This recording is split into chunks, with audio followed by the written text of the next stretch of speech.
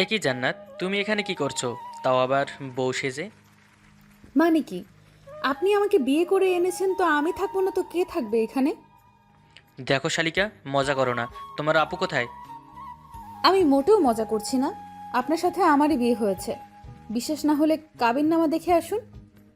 What, are you mad? তোমার সাথে আমার বিয়ে হবে কেন? তুমি ভালো করেই জানো আমি তোমার বোন ঈশাকে ভালোবাসি। আর আজ তো আমার আর ঈশার বিয়ে, তুমি আমাদের মাঝে আসলে কি করে? আপু বলেছে আপনাকে বিয়ে করতে পারবে না।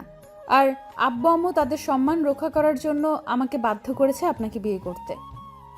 ঈশা আমাকে বিয়ে করতে পারবে না মানে? ঈশা তো আমাকে ভালোবাসে। আর ঈশার কথাই তো আমি আব্বু আম্মুকে তোমাদের বাসায় নিয়ে বিয়ে ঠিক করে আসি। আমি এত কিছু জানি না। আর এটাই সত্যি যে আপনার সাথে আমার বিয়ে হয়েছে। আমি তোমাকে কখনোই আমার বউ হিসেবে মানতে পারবো না। কি, কিছুই বুঝতে পারছেন না তো? আরে আমি নিজেই তো বুঝতে পারছি না। গার্লফ্রেন্ডের বোন কেন আমার বউ? চলুন একটু পিছন থেকে ঘুরে আসি। ফ্ল্যাশব্যাক। ঈশা আর আমি পার্কে বসে আছি। ঈশা বলে, রোহন চলো আমরা বিয়ে করে ফেলি। সত্যি নাকি মজা করছো? সত্যি বলছি।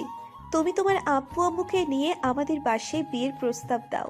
আমি আব্বু আম্মুকে সব বলে রাখবো। ঠিক আছে, আমি কালই আব্বু আম্মুকে নিয়ে তোমাদের বাসায় যাব। এখন একটু জড়িয়ে ধরি তোমাকে। জি না স্যার, বিয়ের পর সব হবে। এখন কোনো কিচ্ছু না। আমি তো শুধু জড়িয়ে ধরতে চেয়েছি, আর তো কিছু না। এটাও হবে না।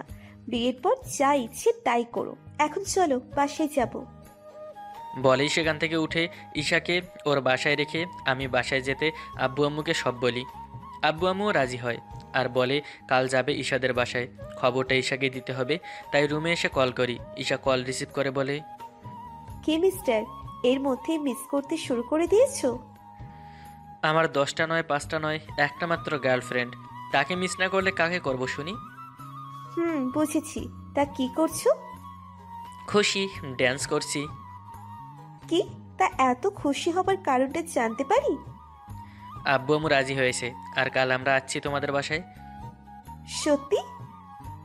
জান, সত্যি। আচ্ছা, আমিও আব্বু আম্মুকে বলছি আমাদের সম্পর্কের কথা। আর এটাও বলছি কাল তোমরা আসছো। ঠিক আছে, এখনই যাও, শুভ কাজে দেরি করতে নেই। ঈশা হাসতে হাসতে কল কেটে দেয়। একটু পর কল করে জানায় ওদের বাসার সবাই রাজি। দুজনের আরও বেশ কিছু সময় কথা বলে রেখে দেই। পরের দিন বিকেলে আব্বু আম্মুকে নিয়ে চলে যায় ঈশাদের বাসায়। ঈশাকে আব্বু আম্মুর খুব পছন্দ হয়। দুই পরিবার আমাদের বিয়ে ঠিক করে ফেলে। আগামী শুক্রবার বিয়ের তারিখ দেয়। এরপর ঈশার ছোট বোন জান্নাত বলে, দুলাভাই আসুন আমাদের সাথে, এখানে বড়রা কথা বলুক। আমি একটু আমার দুলাভাইয়ের সাথে গল্প করি। আমি মুচকি হেসে সেখান থেকে উঠে জান্নাত আর ঈশার সাথে ছাদে চলে আসি। কিছু সময় তিনজন গল্প করি। নিচ থেকে আমাদের ডাকলে আমি বলি, চলো শালিকা, অনেক গল্প করা হয়েছে, এবার যাওয়া যাক। এইটুকুতেই বলছেন অনেক গল্প করা হয়েছে দুলাভাই? তাহলে বাকি জীবন আমাকে সহ্য করবেন কি করে? জান্নাত, কি হচ্ছে এখন? বেচারাকে এত ভয় দেখালে বিয়ের দিন তো পালাবে। আমি মোটেও ভয় পাইনি। আর শোনো শালিকা, তুমি কত গল্প করতে পারো আমি দেখব। আমিও তোমার মতো আড্ডা দিতে পছন্দ করি। তাহলে আমাদের শালি দুলাভাইয়ের তো জমবে খুব। এরপর তিনজন নিচে চলে আসি। আব্বু আম্মুর সাথে আমি বাসায় চলে আসি। রাতে খাবার খেয়ে ঈশার সাথে কিছু সময় কথা বলে ঘুমিয়ে যাই। এভাবেই দেখতে দেখতে কেটে যায় 5 দিন। আজ শুক্রবার, আমার আর ঈশার বিয়ে। বর্ষে বসে আসি। আমার পাশে ঈশা বড় বড় এক ঘোমটা দিয়ে বসে আছে। কাজী সাহেব বিয়ের কাজ শুরু করে। বিয়ে সম্পন্ন হলে সকলে আমাদের জন্য দোয়া করে। পরে বউ নিয়ে বাসায় চলে আসি। আম্মু বউকে নিয়ে আমার রুমে চলে যায়। আর আমি বন্ধুদের সাথে কিছু সময় গল্প করে আমার রুমে এসে দেখি বউ আমার এখনও ঘোমটা দিয়ে বসে আছে। কাছে এসে ঘোমটা খুলতেই দেখি এটা তো ঈশা নয়, এটা তো জান্নাত। আর বাকিটা আপনারাই তো শুনলেন। বর্তমান। এই, তুমি এই বিয়েতে রাজি হলে কেন? তুমি তো সবই জানতে। এ এ এমন করে ধমক দিয়ে কথা বলছেন কেন? আমি কি করব? আব্বু আম্মু তাদের কসম দিয়েছে, তাই রাজি হওয়া ছাড়া আমার আর কোনো উপায় ছিল না। তোমার বোন আমার সাথে এমন করলো কেন? আমার কি অপরাধ ছিল? আমি জানি না আপু কেন আপনার সাথে এমন করেছে। তুমি না জানলেও ঈশা ঠিকই জানে। বলেই আমি ঈশার নাম্বারে কল দেই, কিন্তু ওর মোবাইল বন্ধ। একের পর এক কল দিয়েই যাচ্ছি, কিন্তু প্রতিবারই কেউ একজন বলছে, দুঃখিত, আপনার কাঙ্ক্ষিত নম্বরটিতে এই মুহূর্তে সংযোগ প্রদান করা সম্ভব হচ্ছে না। রাগে মোবাইলটা ছুঁড়ে মারি ফ্লোরে। এত জোরেই মেরেছি যে মোবাইলটা ভেঙে চুরে কয়েক টুকরো হয়ে যায়। একটা টুকরো গিয়ে ড্রেসিং টেবিলের ওপর পড়ে, আর আয়নাটার সাথে সাথে ভেঙে যায়। এমন শব্দ শুনে আব্বু আম্মু দৌড়ে আমার রুমের সামনে এসে দরজায় নক করতে থাকে। আমি গিয়ে দরজা খুলতেই আম্মু বলে, কি রে বাবা, কি হয়েছে? এমন শব্দ হলো কিসের? বলেই আম্মু রুমের ভেতর ঢুকে দেখে জান্নাত ভয়ে কাচুমাচু হয়ে আছে, আর ড্রেসিং টেবিলের আয়না ভেঙে ফ্লোরে পড়ে আছে। এটা দেখে আম্মু বলে, কি রে রোহান, আয়না ভাঙলো কি করে? আমি ভেঙেছি। কেন, তুই কি পাগলামি শুরু করলি? কি হয়েছে তোর, যার জন্য আয়না ভেঙে ফেললি? ওরা আমার মনটা ভেঙে চুরমার করে দিয়েছে আম্মু। কি বলছিস তুই? কারা তোর মন ভেঙে চুরমার করে দিয়েছে? ঈশা আম্মু, ঈশা। ঈশা আমার সাথে বেইমানি করেছে। কি বলছিস? ঈশা তো তোর বউ এখন, আর ও তো তোর রুমেই বসে আছে। কি রে ঈশামা, কি বলছে রোহান? ও ঈশা না আম্মু, ও ঈশার ছোট বোন জান্নাত। ঈশা নাকি আমায় বিয়ে করবে না, আর তাই ওর আব্বু আম্মু আমাকে ধোকা দিয়ে ওনাদের ছোট মেয়েকে আমার ঘরে চাপিয়ে দিয়েছে। দেখুন, আমাকে যা বলার বলুন, আমার আব্বু আম্মুকে নিয়ে একটাও বাজে কথা বলবেন না। কি করবে তুমি বললে? 100 বার বলবো। তোমার আব্বু আম্মু মিথ্যা বলে তোমার সাথে আমার বিয়ে দেয়নি। হ্যাঁ, মিথ্যা বলে বিয়ে দিয়েছে, আর সেটা আপনাদের পরিবারের মান সম্মান বাঁচাতে। কে বলছো মা? একটু বুঝিয়ে বলো। আমাদের মান সম্মান বাঁচাতে মানে? বিয়ের অল্প কিছু সময় আগে আপু বলে সে এই বিয়ে করবে না, আর তাকে কেউ জোর করলে সে সুইসাইড করবে। আর আব্বু আম্মু আপনাদের আর আমাদের মান সম্মান বাঁচাতে আমাকে কসম দেয় এই বিয়ে করতে। আপনি বলুন মা, বিয়ের আসর থেকে যদি আপনারা ওইভাবে চলে আসতেন তাহলে সবাই কি বলতো? আপনাদের আর আমাদের পরিবারের মানুষকে নিয়ে কি বলতো?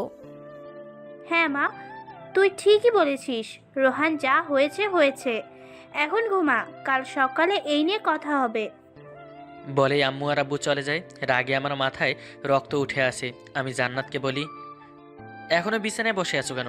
যাও গিয়ে সোফায় শুয়ে পড়ো। আমি সোফায় ঘুমাতে পারি না। আমি তোমার সাথে এক বিছানায় ঘুমাতে পারবো না। তাহলে আপনি সোফায় শুয়ে পড়ুন। হোয়াট? আমার বাসা, আমার রুম, আমার বিছানা, আর আমি সোফায় ঘুমাবো? চুপচাপ উঠে সোফায় যাও, নয়তো সারা রাত বাহিরে শুতে হবে। না না, আমি সোফায় যাচ্ছি। বলেই জান্নাত উঠে সোফায় গিয়ে শুয়ে পড়ে। আমি লাইট অফ করে বিছানায় গিয়ে শুয়ে পড়ি। আমি সোফায় শুয়ে শুয়ে ভাবছি, আপু এই লোকটার সাথে এতদিন কি করে সম্পর্কে ছিল। এত রাগী, বাপরে, কিভাবে কথা বলে দেখো।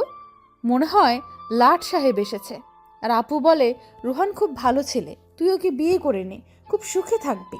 এই বুঝি সুখের নমুনা, প্রথম রাতেই সোফায় শুইয়ে দিয়েছে। ও আপুরে, তুই আমারে এই কোন রাক্ষসের হাতে তুলে দিলি রে? এসব ভাবতে ভাবতেই ঘুমিয়ে যাই। ঘুমিয়ে আসি, হঠাৎ কিছু পড়ার শব্দে ঘুম ভেঙে যায়। বিছানা থেকে উঠে লাইট অন করতেই দেখি জান্নাত ফ্লোরে পরে ঘুমাচ্ছে। কি মেয়ে রে বাবা, পরে গেছে সেই দিকে কোনো খবরই নেই, দিব্যি ঘুমাচ্ছে।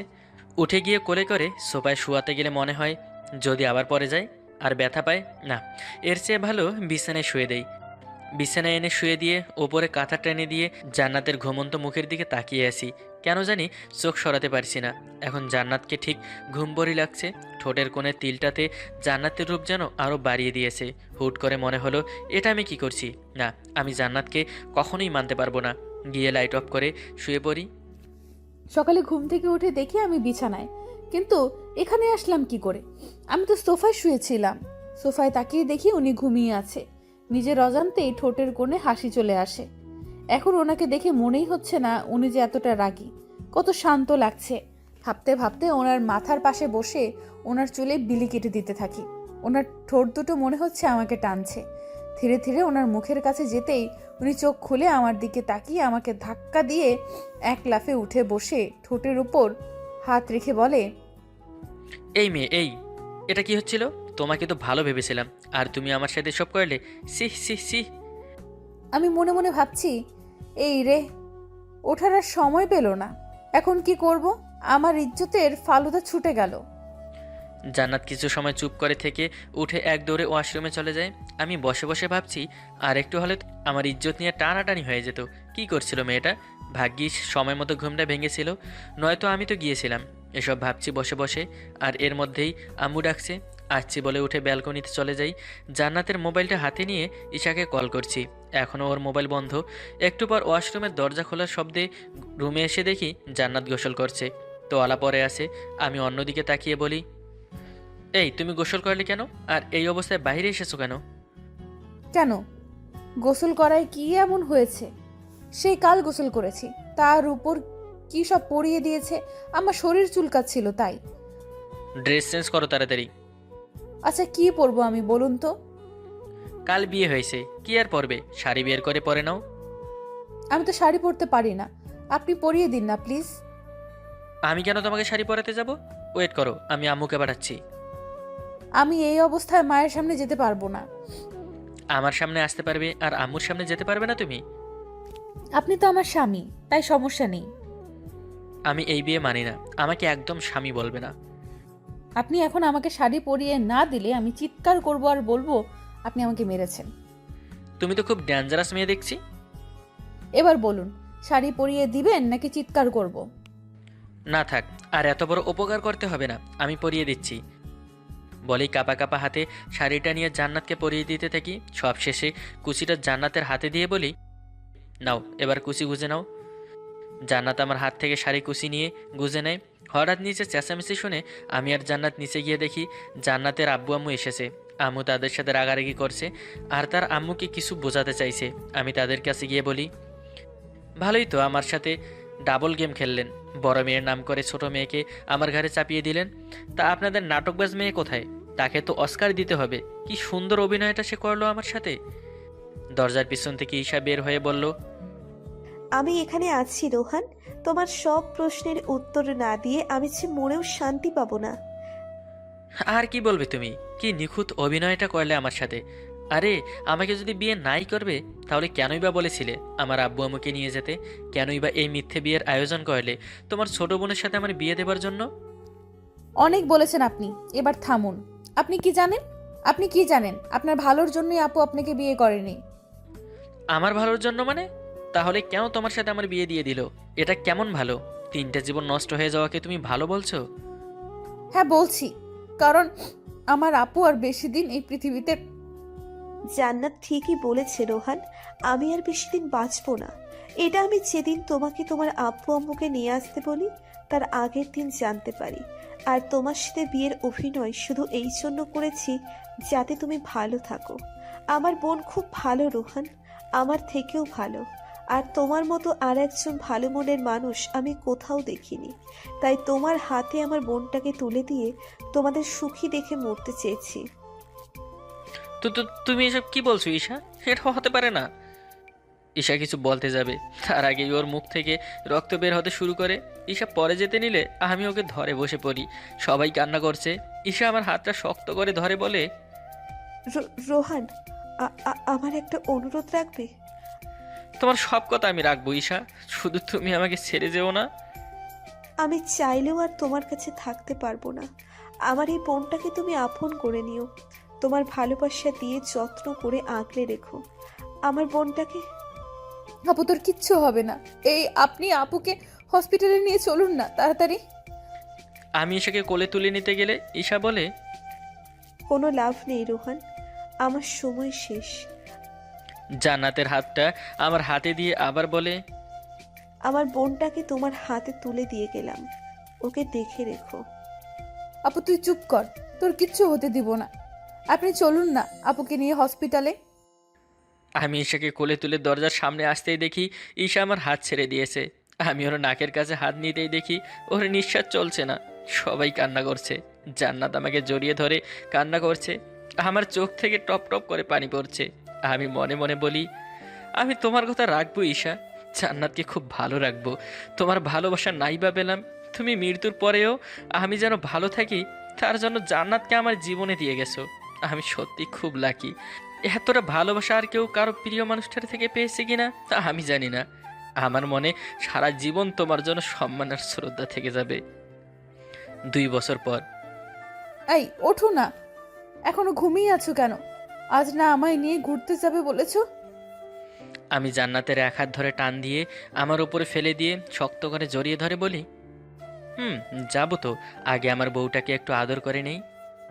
একদম না, সারা রাত দুষ্টামি করেছো। আমি এই মাত্র গোসল করে এসেছি, এই শীতে আর পারবো না। তোমাকে কে বলেছে গোসল করতে? তুমি করেছো, এটা তোমার দোষ। আমি তো এখন আদর করবই। বলেই জান্নাতকে নিয়ে ভেসে যাই সুখের জোয়ারে। একটু পর জান্নাত আমার বুকে শুয়ে আসে, আমাকে জড়িয়ে ধরে। জান্নাত বলে, আজ আপু তোমার জীবনে থাকলে তুমি আরো বেশি খুশি হতে, তাই না? সেটা তো জানি না, তবে আমি তোমাকে পেয়েও অনেক হ্যাপি। ঈশা তোমাকে আমার জীবনে রেখে গেছে বলেই হয়তো আমি এখনও ভালো আছি, নয়তো কবেই অন্ধকারে হারিয়ে যেতাম। আপু ঠিকই বলতো, তুমি খুব ভালো।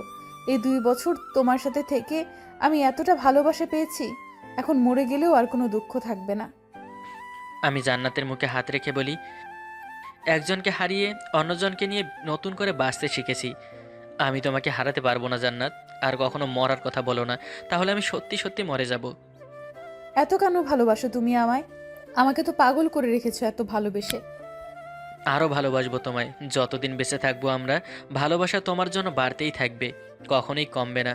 তবে তোমায় এত কেন ভালোবাসি জানো? আমার এই মন জানে না। আর তোমার দুচোখ ভরে যতই দেখি, তবুও আমার মন ভরে না। তোমার সাথে যতটুকু সময় থাকি, পৃথিবীটাকে স্বর্গ মনে হয় ততক্ষণ। তুমি ছাড়া এখন আমার জীবনে সুখও হাসে না। জান্নাত আমাকে শক্ত করে জড়িয়ে ধরে আমার কপালে গালে চুমু দিতে থাকে। আর এভাবেই কাটছে আমাদের সুখী জীবন। আমাদের জন্য দোয়া করবেন। আজকের মতো বিদায় নিচ্ছি। ভালো থাকবেন সবাই। এতক্ষণ আমাদের সাথে থাকার জন্য ধন্যবাদ সবাইকে। আল্লাহ হাফেজ।